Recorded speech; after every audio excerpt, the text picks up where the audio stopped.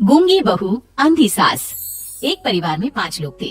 ओम प्रकाश, उनकी पत्नी सुमित्रा, बहू भावना, बेटा राहुल और एक थी उनकी बेटी प्रियंका। वैसे तो ओम प्रकाश और सुमित्रा के घर में सब कुछ ठीक ठाक था, लेकिन सुमित्रा की एक आदत थी। घर में कुछ भी गलत या सही हो तो वो किसी से कुछ नहीं कहती। और भावना स्वभाव की इतनी सीधी सादी थी कि अगर कोई उसके साथ गलत भी करता तो भी वो उसे कुछ नहीं कह पाती। इसी के चलते प्रियंका और राहुल घर में मनमानी चलाते रहते, क्योंकि घर को संभालने वाली औरतें इस तरह से रहती थी जैसे वो गूंगी और अंधी हो। माँ, मैं अपनी सहेलियों के साथ पिकनिक पर जा रही हूँ। ठीक है बेटा, चली जाओ। और मुझे आने में रात हो जाएगी, देर से ही आऊंगी मैं। अच्छा, कोई बात नहीं बेटा। भावना, तुमको एक बार में समझ में नहीं आता क्या? नाश्ते में फिर से पराठे बना के रख दिए। कितनी बार तुमसे कहा है कि मेरे लिए ढंग का नाश्ता बनाया करो। ठीक है जी, आगे से ध्यान रखूंगी। अरे ये बहू से किस तरह से बात कर रहे हो तुम राहुल? अरे तो और क्या करूं पापा, इसको कहीं बात एक बार में समझ में ही नहीं आती। सुमित्रा, तुम अपने बेटे को समझाती क्यों नहीं? बहू से बात करने का ये क्या तरीका है? अरे जिसकी जैसी मर्जी आए करो, मुझे क्या। भावना बेटा, तुम भी तो कभी कुछ कहा करो। इस तरह क्यों सबकी बातें सुनती रहती हो? कोई बात नहीं पापा जी, सब ठीक है। रात को काफी देर तक प्रियंका घर नहीं आती और जब वापस लौट कर आती है तो एक लड़की के साथ बाइक पर बैठकर सुमित्रा और भावना दोनों ही प्रियंका को लड़की के साथ देख लेते हैं। आज तो जोर से डांट पड़ने वाली है, लेकिन मैं डर क्यों रही हूँ? माँ तो सब कुछ देखकर भी अंधी बनी रहती है। और रही बात भाभी की, वो किसी को कुछ नहीं बताने वाली। कहने को भगवान ने आवाज दी है, लेकिन गूंगी है गूंगी। और प्रियंका बेटा, इतनी रात को कॉलेज से लौट कर आ रही हो, कहाँ गई थी तुम? पापा, वो सहेली के घर पर थी, पढ़ाई करने के लिए रुक गई थी। अच्छा, ठीक है, जाओ अपने कमरे में जाओ और सो जाओ। सुमित्रा ने अपनी बेटी को एक लड़की के साथ इतनी रात को आते देखकर भी उससे कुछ नहीं कहा और भावना ने भी इस बारे में किसी से कोई बात नहीं की। कुछ दिनों के बाद मामा जी का फोन आया था। उन्होंने प्रियंका के लिए कोई रिश्ता ढूंढा है, लड़के वाले उसे देखने आ रहे हैं। अरे मुझे नहीं करनी शादी वादी, किसी लड़की को बुलाने की कोई जरूरत नहीं है। ये तुम क्या कर रही हो प्रियंका बेटा? तुम्हारी शादी की उम्र हो चली है और तुम्हारे मामा जी ने बहुत अच्छा रिश्ता बताया है। पापा, अब जिद क्यों कर रहे हैं? और आप क्यों मेरी मर्जी के खिलाफ शादी कराना चाहते हैं? अरे माँ, इसको समझाइए ना। आपकी बेटी, आप तो बस चुपचाप सब कुछ होते हुए भी देखती रहती हैं। अरे तो क्या कहूँ, और मेरे कहने से क्या हो जाएगा? वैसे भी गलत क्या हो रहा है, सब कुछ सही तो है। भावना बहू, देखो तो प्रियंका हमारी बात नहीं समझेगी, लेकिन वो तुम्हारी हम उम्र है। क्या पता तुम्हारे कहने से उसे कुछ समझ में आ जाए। नहीं पापा जी, मेरे कहने से कुछ नहीं होगा। मैं प्रियंका को कैसे समझा सकती हूँ? वो ननद है मेरी, कहीं मेरी किसी बात का बुरा मान गई तो? सुमित्रा और भावना में से कोई भी प्रियंका को कुछ नहीं समझाता। इस बात से राहुल और ओम प्रकाश जी दोनों ही परेशान हो जाते हैं। और फिर जब लड़का प्रियंका को देखने के लिए आता है, मुझे आपकी बेटी बहुत पसंद है, मैं उसके साथ शादी करने के लिए तैयार हूँ। देखो, मुझे तुमसे शादी नहीं करनी, और ये बात जितनी जल्दी समझ में आ जाए अच्छा रहेगा। अरे तो फिर आप लोगों ने मुझे यहाँ बुलाया ही क्यों? माफ कर दो बेटा, वो हमारी बेटी जरा गुस्से में है, हम उसे समझाने की कोशिश करते हैं। हाँ, देखिए आप नाराज मत होइए, वो तो उसने बस ऐसे ही कह दिया होगा। अरे कोई ऐसे ही कुछ कहता है क्या? और ये आपकी पत्नी और माँ, ये दोनों इस तरह चुपचाप क्यों बैठे हैं, जैसे इस घर के मेंबर ही ना हो? आपके घर में सब कुछ ठीक तो है ना? अरे सब कुछ ठीक है बेटा।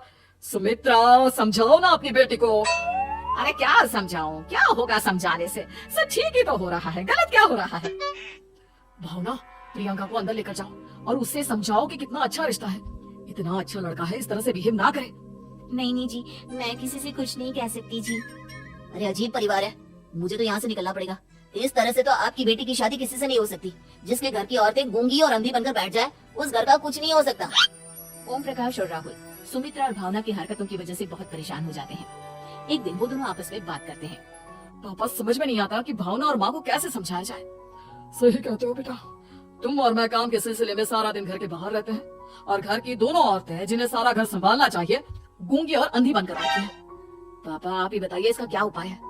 मेरी तो कुछ समझ में नहीं आता बेटा, लेकिन हमें कुछ तो करना पड़ेगा, क्योंकि इन सब की वजह से प्रियंका बहुत ज्यादा बिगड़ती जा रही है। तुमने देखा उसे किस तरह से बिहेव किया था। अरे लेकिन पापा, हम करेंगे क्या? हमें एक नाटक करना होगा। कुछ दिनों के लिए हम भी गूंगे और बहरे बन जाते हैं, उसके बाद इन दोनों औरतों को अकल आएगी। हाँ पापा, शायद आपकी बात ठीक है। हम दोनों हर बार बात को संभाल लेते हैं और इसी वजह से माँ और भावना कुछ भी करने की कोशिश ही नहीं करते। और फिर अगले दिन, भावना, नाश्ते में क्या बनाया है? जी पराठे बनाए हैं। मेरे लिए पोहा बना दो। अच्छा जी, ठीक है, अभी बना देती हूँ जी। बहू, नाश्ते में क्या बनाया है? पापा जी, पराठे हैं और पोहे बन रहे हैं। अरे बहू, मुझे तो उपमा खाने का मन था, मेरे लिए उपमा बना दो। ठीक है पापा जी, अभी बना देती हूँ। भाभी जल्दी से जरा मेरा कॉलेज का टिफिन तो पैक कर देना। और सुनो, मुझे ना भिंडी की सब्जी खाने का मन है। सुमित्रा चुपचाप बैठी बैठी सब कुछ देख रही थी। उसने किसी से कुछ भी नहीं कहा और ये देखकर भावना को मन ही मन गुस्सा आ रहा था, लेकिन वो किसी से कुछ नहीं कह रही थी। उसे लग रहा था कि ओम प्रकाश जी जो हमेशा उसकी साइड लेते थे वो भी आज चुपचाप बैठे हुए थे। शाम के वक्त प्रियंका अपने बहुत सारे दोस्तों को लेकर घर आती है और उधर दूसरी तरफ से राहुल भी अपने ऑफिस के दोस्तों को लेकर घर आ जाता है। प्रियंका अपने कमरे में तेज म्यूजिक चलाकर डांस करती है और राहुल अपने दोस्तों के साथ बैठकर जोर जोर से हंस रहा था। प्रियंका और राहुल मिलकर पूरे घर को अस्त व्यस्त कर देते हैं, लेकिन भावना उनसे कोई शिकायत नहीं करती और सुमित्रा जी भी चुपचाप बैठी रहती है। लेकिन भावना और सुमित्रा के अंदर का गुस्सा धीरे धीरे बढ़ रहा था। फिर रात को ओम प्रकाश और राहुल एक दूसरे से बातें करते हैं। पापा, हमने इतना कुछ किया फिर भी भावना कुछ बोलती ही नहीं और माँ भी कुछ गलत करने से किसी को रोकती ही नहीं।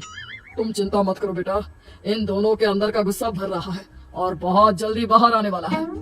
अगले दिन, अरे बहू, ये कपड़े धुले हैं या गंदे हैं? पापा जी, कपड़े तो मैंने धोकर ही आपकी अलमारी में रखे थे। मुझे तो साफ नहीं लग रहा है, एक बार और धो देना।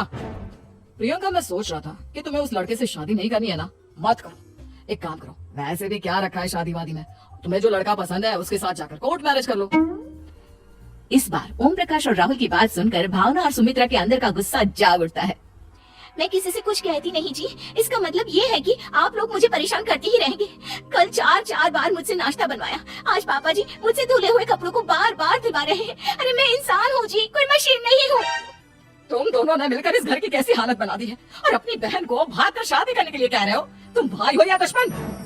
ओम प्रकाश और राहुल जोर जोर से हंसने लगते हैं। अरे इसमें हंसने की क्या बात है? हम लोग यहाँ इतने परेशान हो रहे हैं जी, तुम लोगों को ऐसी हरकत करने के बाद भी हंसी आ रही है। ये क्या कर रहे हैं जी आप दोनों? यही तो हम चाहते थे कि सुमित्रा तुम अंधी होकर ना बैठी रहो। घर में कुछ भी गलत हो तो उसे रोकने की कोशिश करो। और भावना, तुम अपने साथ हो रहे गलत व्यवहार पर भी कभी मुंह नहीं खोलती, ये सही बात नहीं है। मैं चाहता था कि तुम्हारी भी जुबान खुले, तुम गलत बात का विरोध करो। गूंगी बहू और अंधी सास की ये जोड़ी इस घर में अब नहीं चलेगी।